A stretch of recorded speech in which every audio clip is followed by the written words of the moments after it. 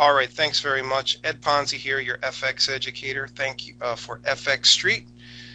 And welcome back, everybody. Welcome back. Good to be here. Good to be here. We have the Bank of England right now. Carney is speaking. So it's kind of a live situation.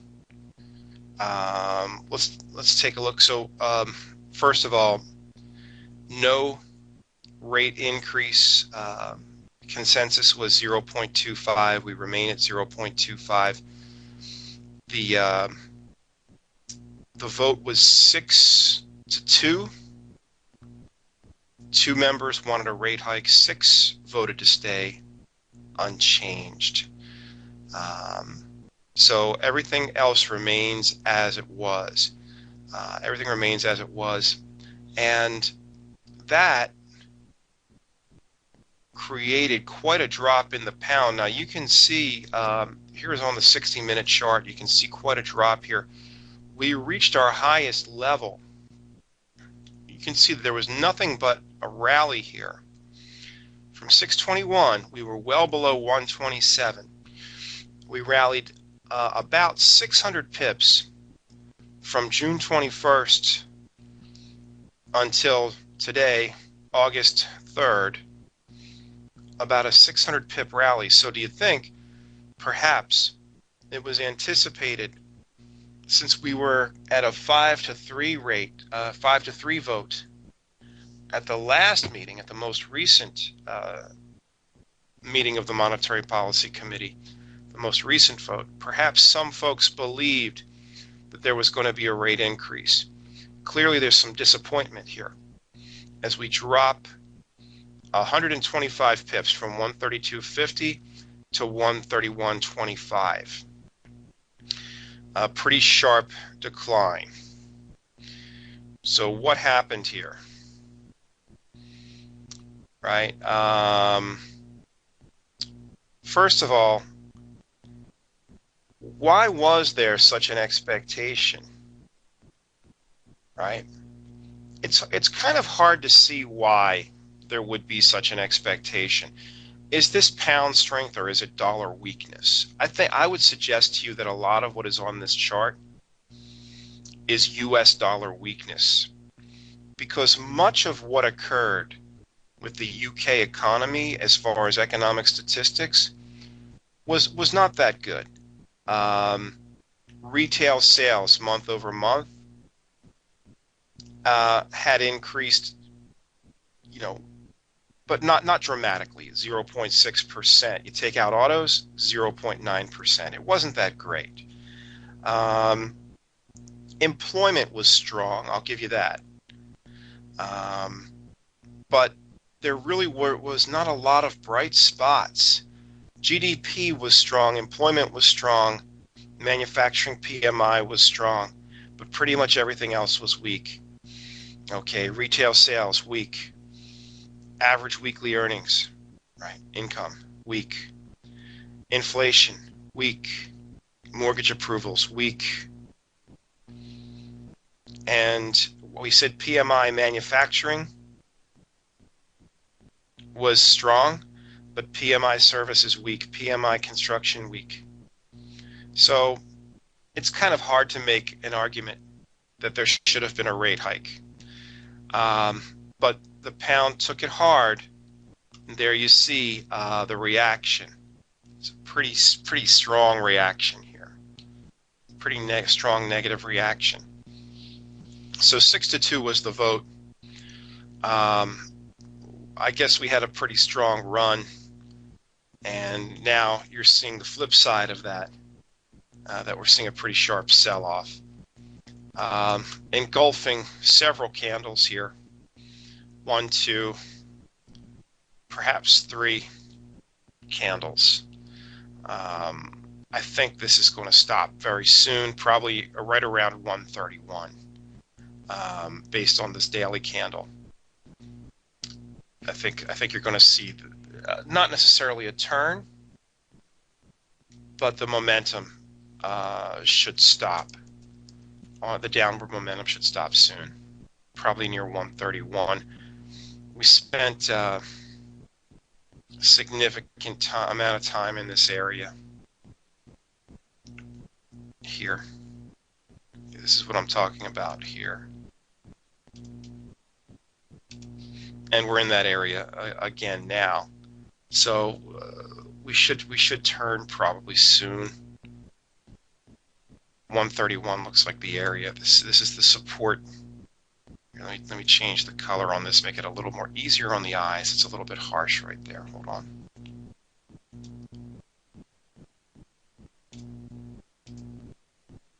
If I put a line right at the bottom here of that rectangle, looks to be about 131 is support. That's where I would be looking for a little bit of support here. So you've got to be careful. It is something of a falling knife. Maybe right here where we are, right? There's a little, maybe just a little bit higher. It's tough to say. Just right around 131, maybe slightly higher than 131. I would not look for a turnaround. I'm just looking for the momentum to slow, the downside momentum to slow down. You don't want to step in front of it. I don't like to step in front of anything that's falling this quickly. I'm not looking to buy British pounds here. Not right away. Not right away. But 131 area is something where I would consider stepping in, but I want some candles in the area to form first. I want to see evidence that some buyers have come in and that there's been some equilibrium here in terms of buying and selling as far as the momentum here, and not just during a slow period of time, but during the U.S. and the Asian session. Just during the U.S. and the U.K. session here. They're really dumping pounds, but I think near 131, but not right away. Probably not today. I need some time. I want to see some proof that this is over. What else is happening here?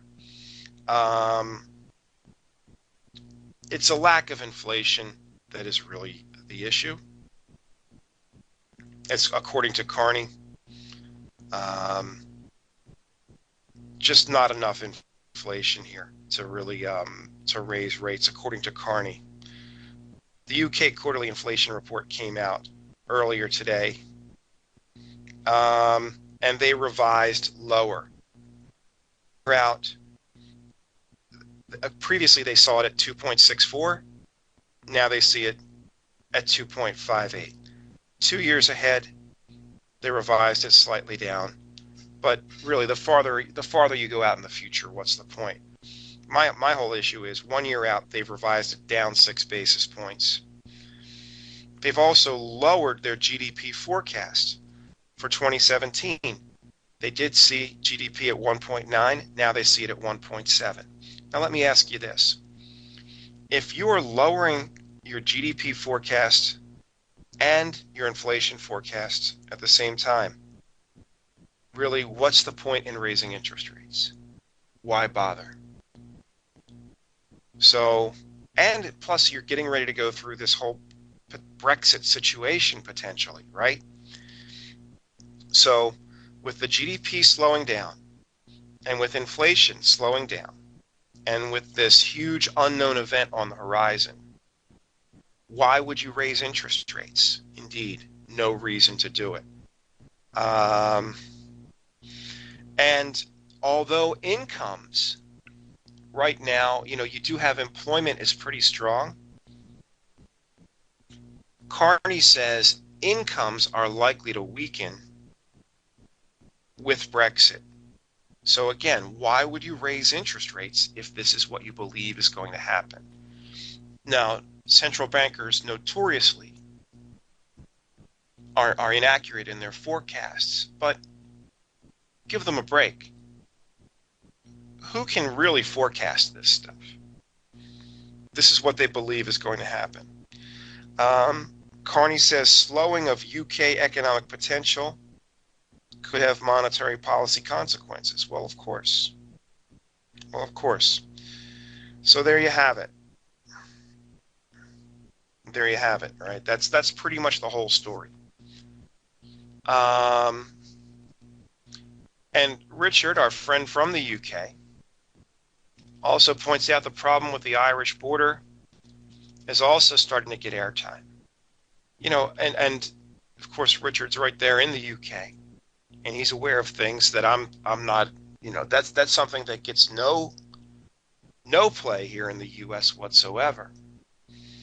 So the Irish border, of course, now Ireland, and I'm not really aware of this situation, but I'm just going to take a shot at this, Richard, and you correct me if I'm wrong, but Ireland, of course, is Europe. It's parts of Ireland are UK and parts of Ireland are EU. And this is going to be a problem also, right? And I can only imagine the type of problems this is going to cause. So Richard points out the problem with the Irish border is also starting to get airtime. So imagine you have some folks who are going to want to, that border between the EU and the UK, which is physically, in what people would believe to be, like physically on the, physically, very close to what people would believe to be, I think here in the U.S. we think of the big island there, right? We think of that all as being UK, right? We think of Ireland as being all Ireland and Wales and Scotland and England is all being, UK, but it's not. Part of it's EU, and so it's really much more complicated than most people imagine.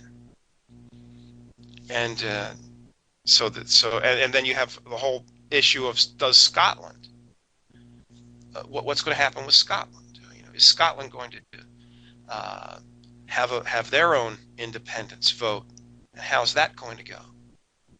So it's really it's incredibly complex, and not even going to attempt to predict how that's going to go. So okay.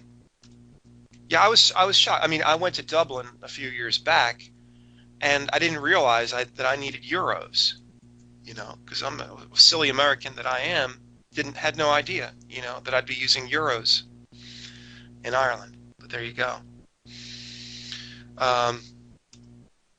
All right, so anyway, we see the chart. That seems to be the setup. That seems to be the play.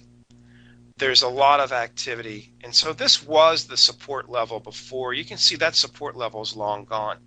Because the problem with support is when you have very close support and you have a very large event risk, then that support becomes meaningless. So this area is not support. Now it's resistance.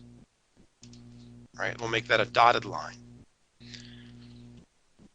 And this now becomes sort of a area to play around in. Between approximately 132 and 131, there's about 100 pip area in here. But think of this as being very volatile, right? And you almost think of a currency pair as being a substance that can become that the volatility of that substance can vary.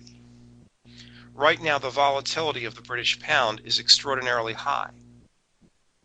Right? It's very explosive. It could blast right through 131 right now.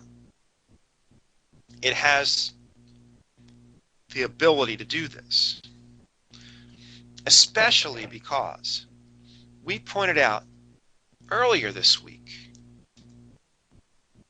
Does anybody recall? There's something we pointed out earlier this week that makes it more likely to break 131.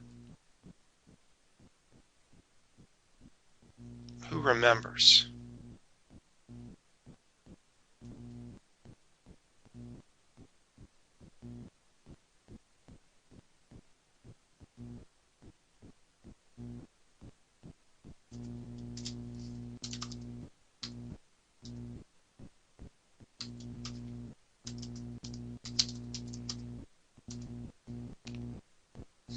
Here we go.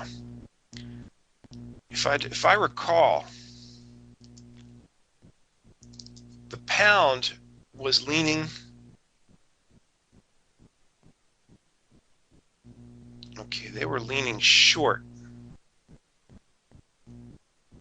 Okay, so I was wrong there. I thought they were leaning long. They're leaning short. Okay, so the shorts are winning today.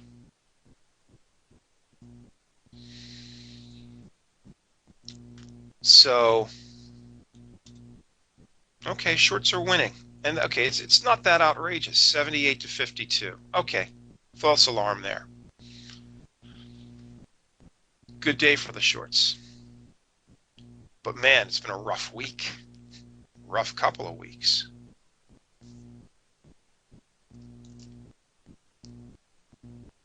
Look at that. Now they're having a good day, but was it worth it?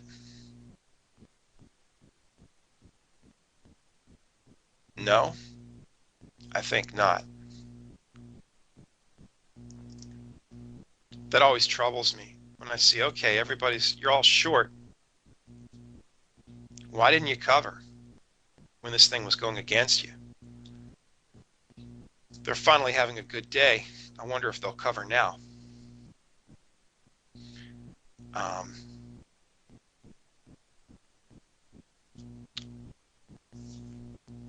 But I see the momentum change. I see the longs have made a lot of money over the past 2 weeks.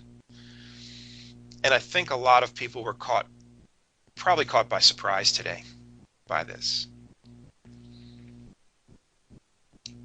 If you're long, like just do a thought exercise with me. If you're long, and this has run, I mean, it's been a heck of a July, right? For British pound. If you're long, this has run 500, 600 pips.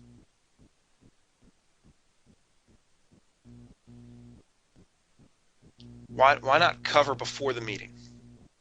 Why are you getting your butt handed to you right now? Shouldn't they have covered previous to the meeting? Isn't that the kind of thing we talk about here? Risk management. Okay, you made a whole bunch of pips, right? You made a lot of pips, and now there's this huge risk.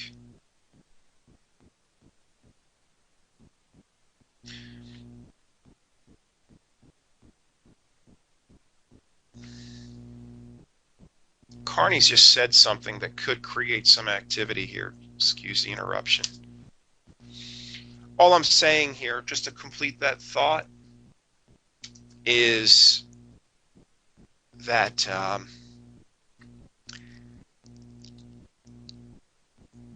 why are they selling now? They should have been selling. They should have been taking profit earlier. The market was very, very quiet going into this. Look at dead quiet, asleep even going into this, right? Look at the Asian session night before. Looks like we're in about a 20 pip range. So hopefully those who were making money prior to this took profit. Carney did say something to effect that 2 rate hikes would be insufficient. But I don't want to take that out of context, which is why I'm sort of holding my tongue here.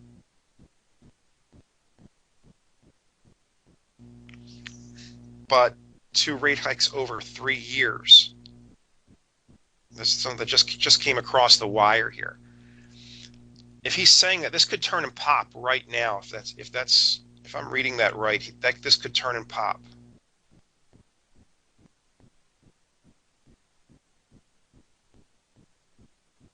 Hang on a second. I would not act on this because I think this is all being this could be out of context.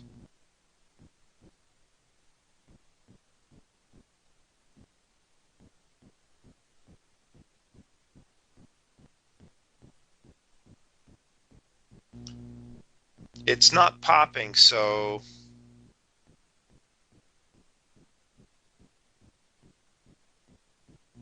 he does say there's been no discussion of raising rates less than 25 basis points.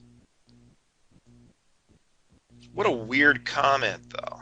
Why would he say this? Just a second.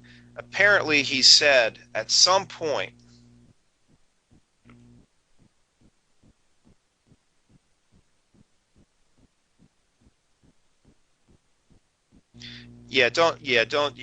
no action there. No action to be taken. He's just talking out of both sides of his mouth, unfortunately. He says something about raising rates twice over a 3-year period would be insufficient, but it's all hypothetical. And why would anyone discuss over what they're going to do over a 3-year period? You know how many things could change over a 3-year period? Wars could break out, famines could occur. I mean, I hate to sound like bad news, bad news Betty over here, but a lot of things could happen over 3 years. Wonderful things could happen too, right? So why try to predict that far out? Okay. So big picture, it's coming into support. Also, this 131, if you look at it this way on the bigger picture, this was resistance, resistance, resistance before it broke through. So 131, kind of a big deal on pound US dollar. But why not wait for it to actually hit 131 and settle and see if it holds? I'm in no hurry here. There's plenty of other things going on. Look at euro pound just crushing here. Huge breakout on euro pound. Huge breakout in the meantime here. Euro's just crushing everything in sight, which is something that, let's face it, every pundit out there said it was going to parity, right? And once again, it never happened.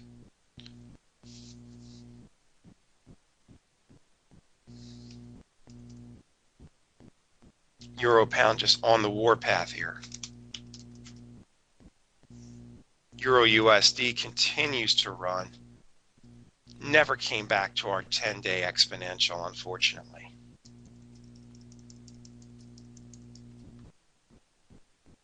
Look at that.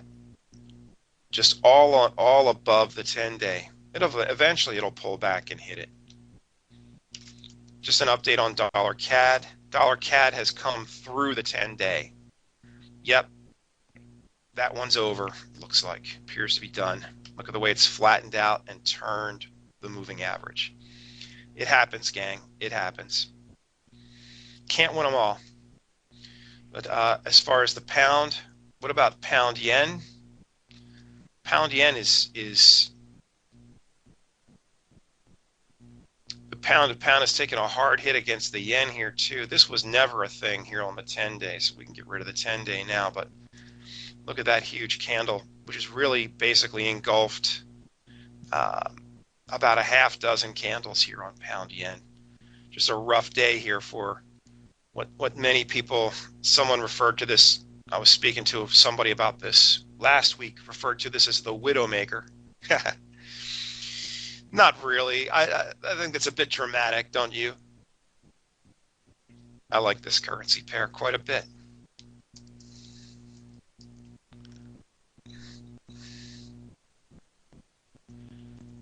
Pound Canada remains in the downtrend, and this one to me looks quite interesting because it's really right at resistance. This looks like it could be a shooting star. You're in a downtrend. Shooting star in a downtrend at a resistance level. What more could you ask for? Pound Canada's a short. Canada's strong. Pound is weak. Is there downside? There's always potential downside. But sure there is, right? And this has come up 3 out of the last 4 days. This rose up. The table is set for a pound Canada short, in my humble opinion. This could be a good one here. You've got a shooting. Look, that looks like a shooting star now. I don't want to call it a shooting star because the candle is still open. that candle will still be open for another, another 8 hours. All right, so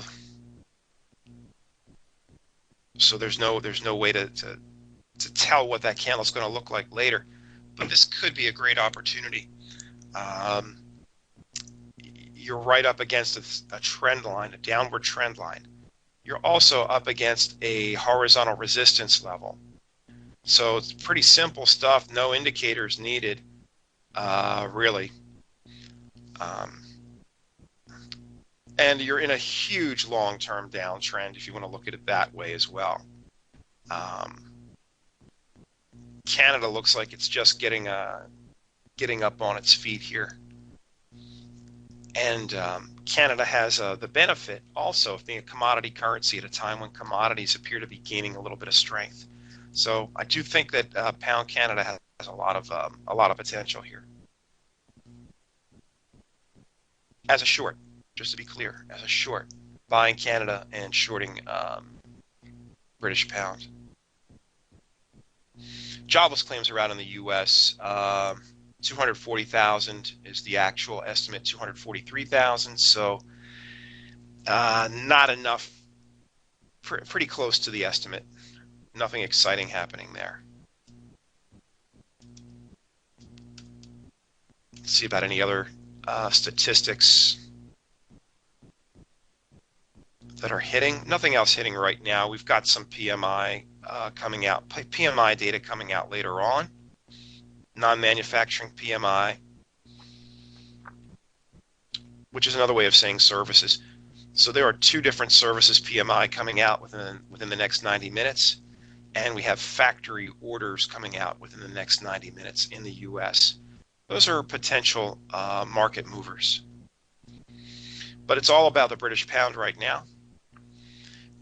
So pound CAD, are we okay to take this close to NFP? It's a good question, Richard. I certainly would not take any USD pairs this close to NFP, but I might consider taking a non-USD pair this close to NFP, as long as it's not a short-term trade.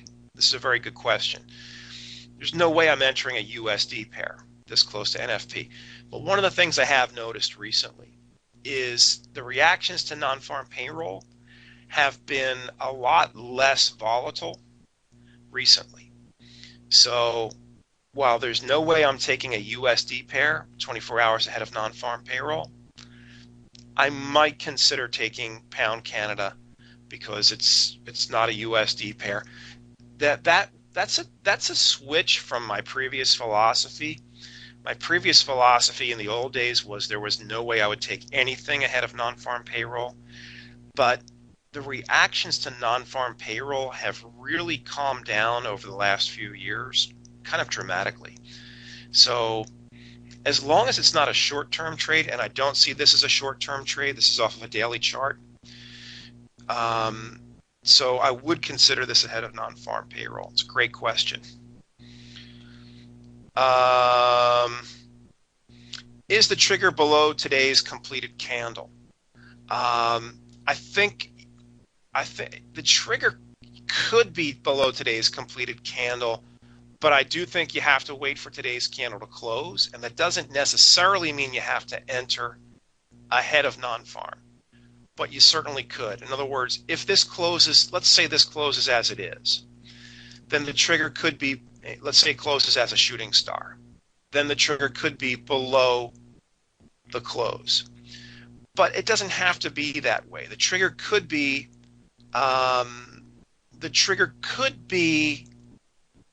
against the line. In other words, the trigger could be up against that line as well. So I'm sort of leaving that open for now. I'm going to give it a little bit of time to think about that, and to consider how it does. Maybe consider how that does close. I would prefer that it does close as a shooting star, though. I don't want it to. If it continues, in other words, it's pound. I don't want to enter right away. We said that it could bounce around some more and it could be volatile as British pound because of the news that just came out this morning in the UK. So I'm not in a hurry. I'm not in a hurry here. And I don't have to enter this ahead of non-farm. But I would consider entering it ahead of non-farm. I'm not saying I'm going to, but I'm saying non-farm has not been the beast that it used to be. And if I saw a really very attractive entry ahead of non-farm in a non-USD pair, I might consider it, but I'm not making that commitment. Fair enough? Okay. But it doesn't mean we have to enter ahead of non-farm. Certainly not making a commitment to doing that. But it's not the big scary thing it used to be. You know what I mean? I think the central bank meetings these days create considerably more volatility than the non-farm payroll report. I think the Fed meeting and the ECB meeting in particular today in 2017, those are considerably more volatile, I think, than the non-farm payroll. It just doesn't have. This is all anecdotal too, by the way. I haven't run a study on it or anything of that nature, but I think if you did run a study, I think you'd find that the days of the 200 pips in 2 minutes reaction to non-farm payroll, those are way in the past now. Okay. Well, we'll think about that. We've got time. We'll be back in a half hour. We can talk about that some more if you like, but we're going to wrap up this session for now. My name's Ed Ponsi. On behalf of FX Street, we're going to wrap up this session. Everyone have a great day. I'll see you back here in a half hour for the next session. Have a wonderful day. Talk to you soon.